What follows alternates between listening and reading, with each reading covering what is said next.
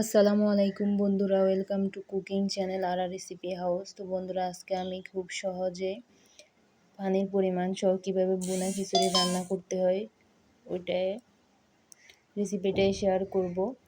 তো এইখানে আমি একটা কড়াইতে পরিমাণ মতো তেল দিয়ে দিলাম, পেঁয়াজ কুচি এগুলোকে একটু নেড়ে চেড়ে ভেজে নেব। এই তো ভেজে নেওয়া হয়ে গিয়েছে। এবার এখানে আস্ত কিছু গরম মশলা দিয়ে দিলাম, তেজপাতা, এলাচ, লবঙ্গ, দারুচিনি, স্বাদ মতো লবণটা আগে অ্যাড করে দিবেন, নয় পরে চাল ডালের মধ্যে লবণটা পারফেক্টলি হয় না। এই তো একটু নেড়ে চেড়ে ভেজে নেব। পর্যায়ে এখানে পেস্ট করা আদা রসুন বাটা আমি একসাথে করে ব্লেন্ডার করে নিয়েছি, জিরা বাটা, পেঁয়াজ বাটাটা অবশ্যই দেবেন, এতে স্মেলটা ভালো আসবে। অল্প কিছু হলুদের গুঁড়া,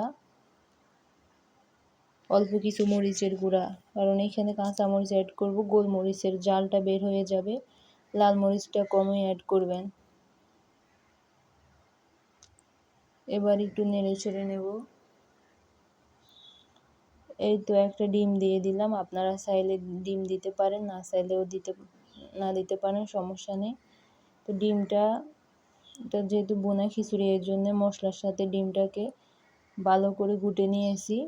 এই পর্যায়ে এখানে আমি দেওয়ার পর চাল ডাল নিয়ে ধুয়ে পানি জড়িয়ে নিলাম।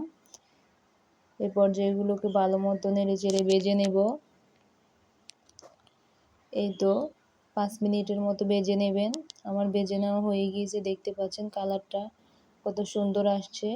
এবার এখানে ফুটন্ত 3 পট পানি দিয়ে দিলাম, আমি পাশের চুলায় ফুটিয়ে নিয়েছি। দেওয়ার পর চাল ডাল আর 3 পট দ্বিগুণ পানি কুসুম গরম তাই দিবেন। পরিমাণে পানি বেশি অ্যাড করা যাবে না, ডাবল দিতে হবে। 2 পট যদি চাল ডাল দিতেন তাহলে 4 পট পানি লাগতো। এতে এবার আমি ডেকে দেব ঢাকনা দিয়ে। এবার কিছু কাঁচা মরিচ অ্যাড করে দিলাম। এই তো দেখতে পাচ্ছেন আমার বোনা খিচুড়ি ফাইনাল লুক, দেখতে কত সুন্দর ঝরঝরা হয়েছে। এবার আমি দমে দেব 15 মিনিটের জন্য নেড়ে চেড়ে। এই তো দমে দেওয়ার পরে আমার খিচুড়ির ফাইনাল লুক দেখতে পাচ্ছেন কত ঝরঝরা হয়েছে। এখন ওই যে গরমের কারণে একটু লাগতেছে, এমনি দেখেন কত ঝরঝরা।